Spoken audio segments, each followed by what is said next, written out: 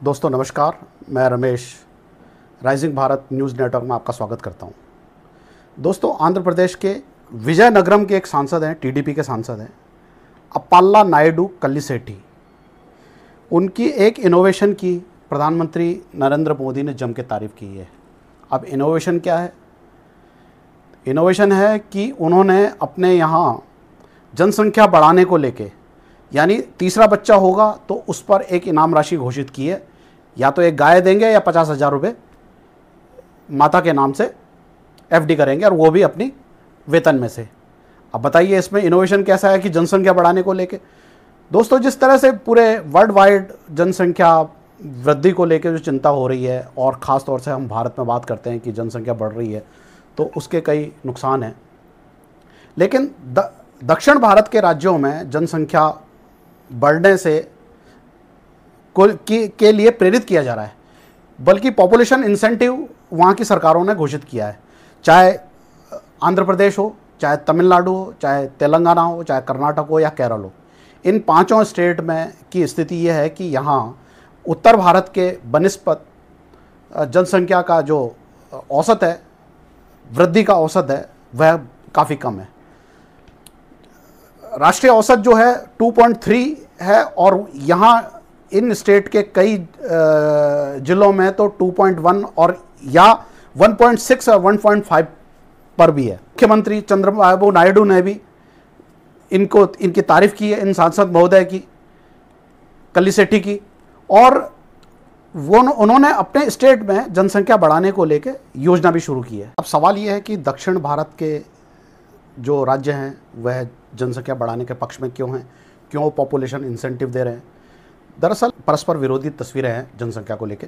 जैसे उत्तर भारत में तो जनसंख्या का दबाव लगातार बढ़ रहा है, और दक्षिण भारत में जनसंख्या का दबाव कम हो रहा है। वहाँ के कई एरिया ऐसे हैं, ज़िले ऐसे हैं, जहाँ राष्ट्रीय औसत जो है उससे भी कम उनकी जनसंख्या दर है, और उत्तर भारत में इसका उल्टा है। जब किसी इलाके में मृत्यु दर जन्म दर से अधिक होती है, तो उस एरिया में आबादी अपना भी कम होती है, और यही दिक्कत, यही समस्या दक्षिण भारत के राज्यों के साथ है। मृत्यु दर उत्तर भारत के क्षेत्रों में कम है और जन्म दर अधिक है। युवा आबादी घटने से हर स्टेट में वर्कफोर्स भी कम होता है।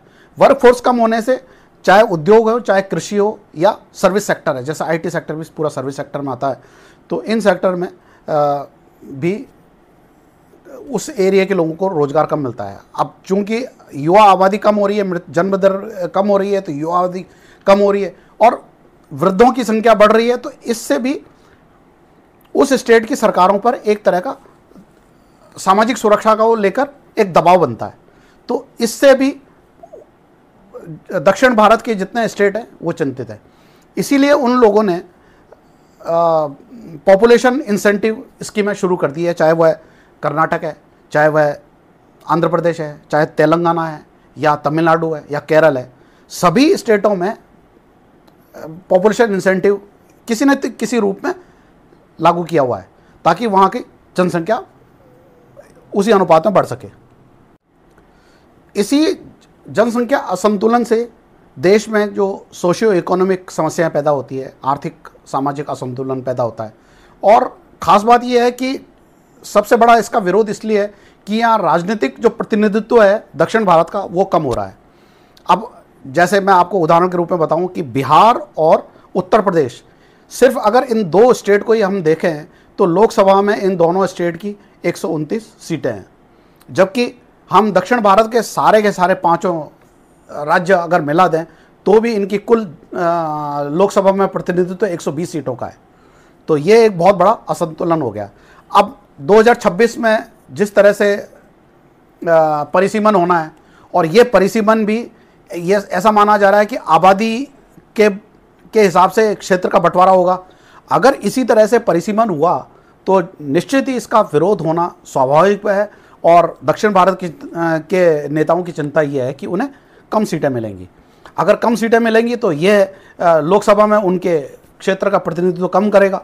तो इस बात को लेकर हालांकि गृह मंत्री अमित शाह ने लोकसभा में आश्वस्त भी किया है कि इसका कोई रास्ता निकाला जाएगा, एक फॉर्मूला तय किया जाएगा, उसी फॉर्मूले के आधार पर उनके क्षेत्र का प्रतिनिधित्व कम नहीं करेंगे।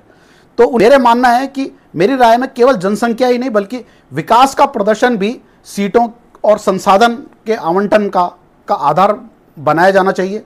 सांस्कृतिक और सामाजिक सामंजस्य के नीतिगत प्रयास होने चाहिए। हमारी राष्ट्रीय एकता बनी रहे, इसके लिए संघीय ढांचे को मजबूत बनाया जाना चाहिए, उसमें तनाव नहीं बढ़ना चाहिए। यह वीडियो आपको कैसा लगा, अपनी राय जरूर दें।